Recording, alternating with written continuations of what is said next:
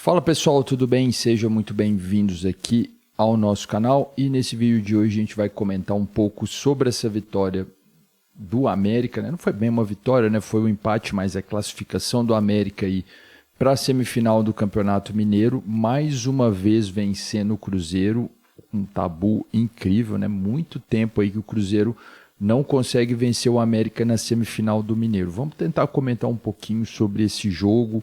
Vou tentar colocar também a expectativa aí, principalmente de América e Cruzeiro, para o resto da temporada. Bom, mas antes disso, se você gosta desse tipo de conteúdo, se inscreva aqui no nosso canal, deixe seu like, isso ajuda bastante aqui no nosso trabalho.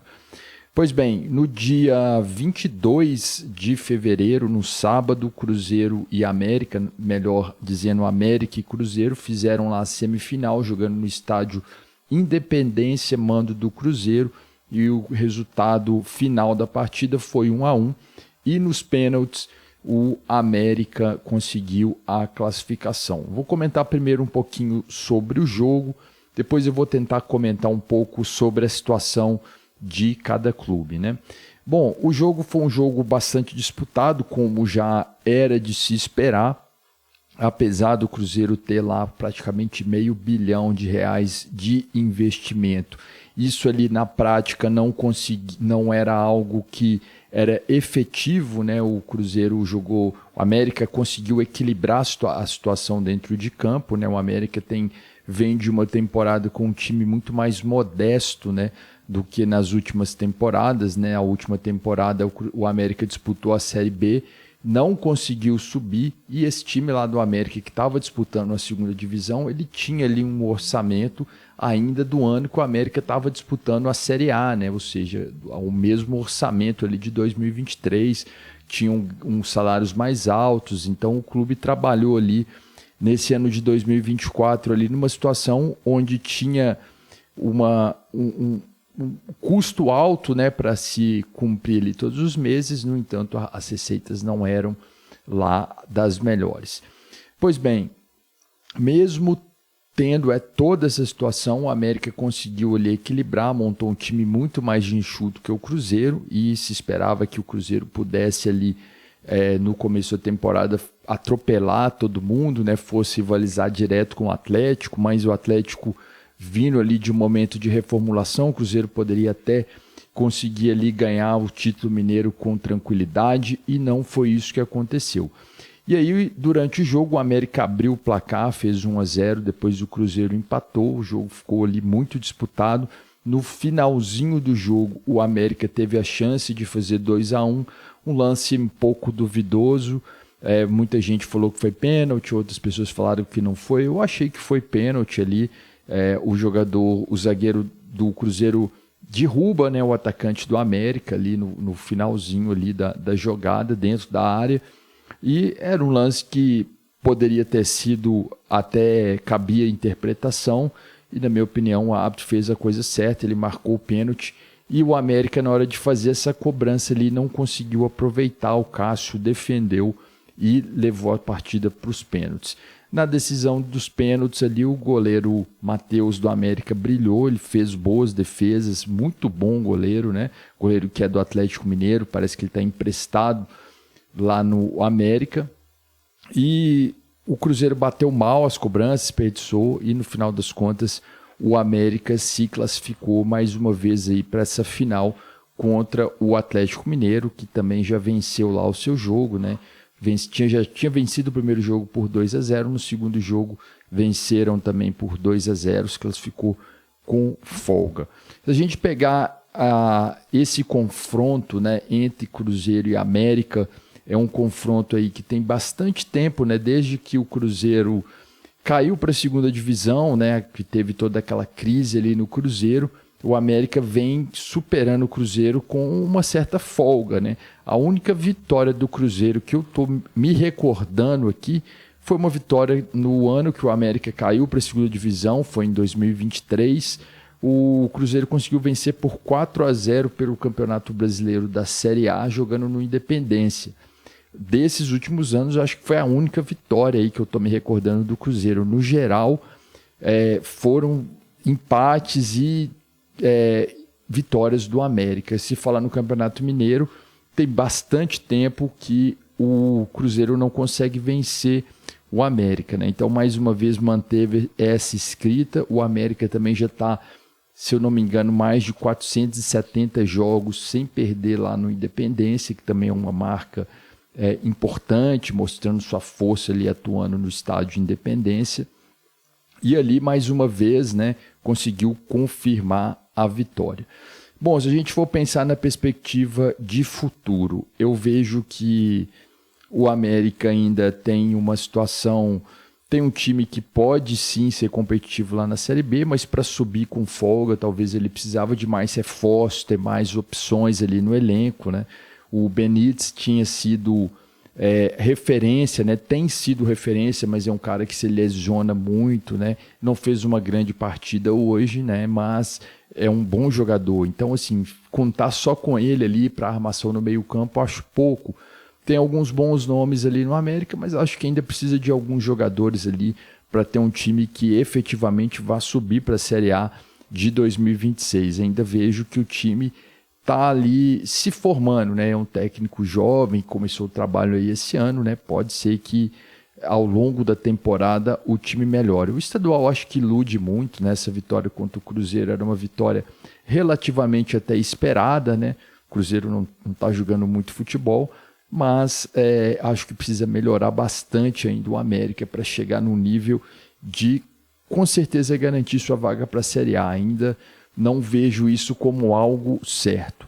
Bom, a gente for falar do Cruzeiro, eu acho que aí a situação já é bem mais complexa, né? O Cruzeiro está começando lá com um novo treinador, né? O Léo Jardim, treinador português, que eu acho que aqui no Brasil quase ninguém conhece o trabalho dele, ninguém sabe muito bem como é o trabalho dele, e o Cruzeiro já começou com uma polêmica ali durante a semana, porque o Matheus Pereira, né, que é lá o craque do Cruzeiro, né, pelo menos era o principal nome até chegar essa enxurrada de jogadores aí, Gabigol, Dudu, enfim, era o principal nome. E aí, depois que, quando começou a temporada, ele ficou num papo de que iria sair, já lá nos Estados Unidos, né, quando o Cruzeiro estava fazendo sua pré-temporada, ele já estava falando sobre isso, que tinha interesse de sair, tinha interesse de não ficar no Cruzeiro, queria, né, jogar em outros clubes, receber outras ofertas, enfim.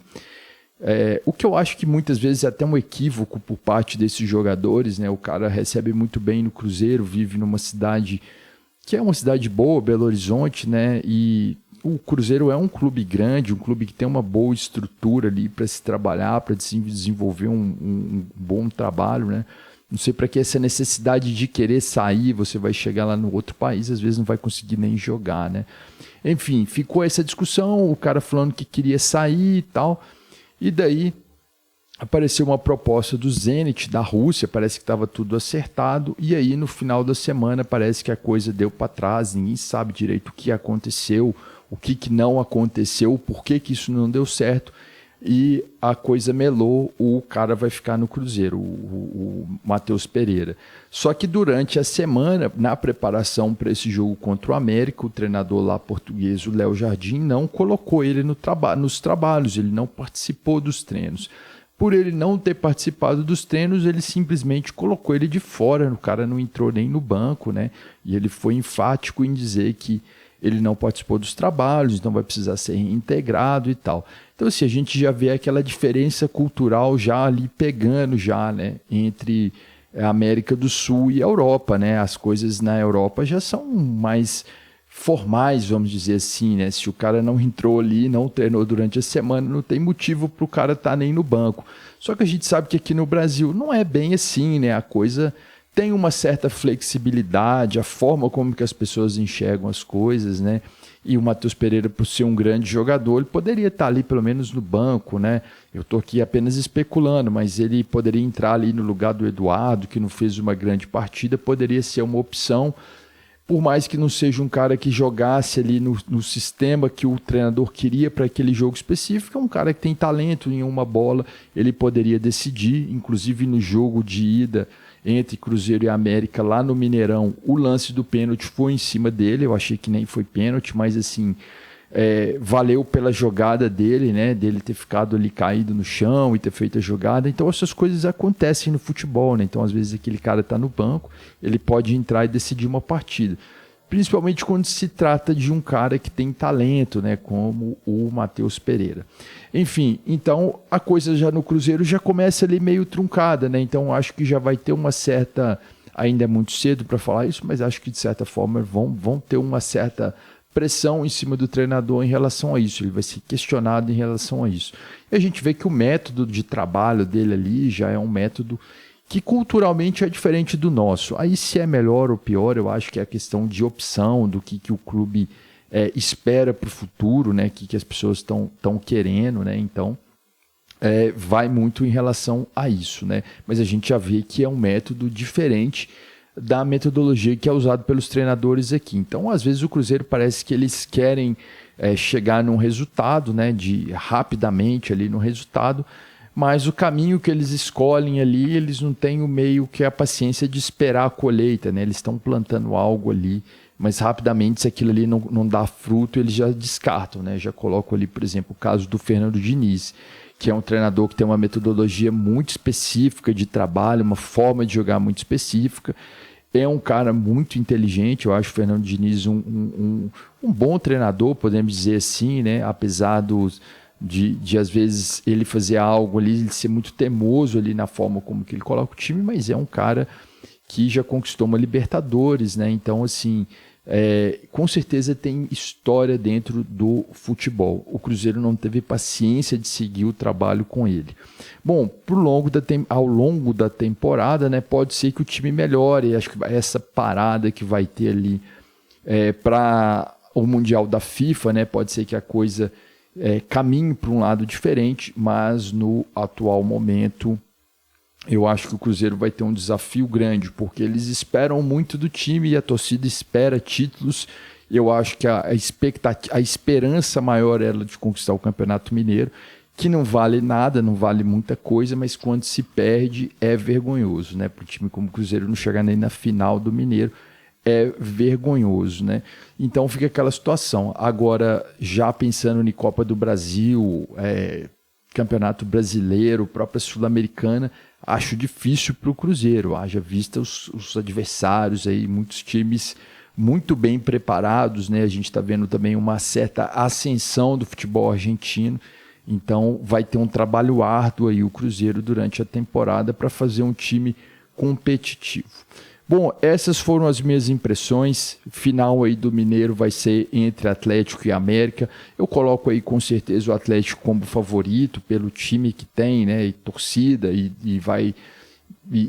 isso pesa muito ali, né, na decisão. Tem muitas opções, muitos bons jogadores do Atlético Mineiro, mas o time do América é um time que tem mostrado ali ser um time bem aguerrido, está se organizando, então a coisa pode se equilibrar e aí a decisão ficar no detalhe e o América levar esse título aí, como foi hoje. Acho que também foi no detalhe ali, na sequência de erros, o América errou menos que o Cruzeiro e conseguiu ali a sua classificação para a final. Deixe aqui nos comentários a sua opinião. Eu fico por aqui, um abraço a todos e até a próxima.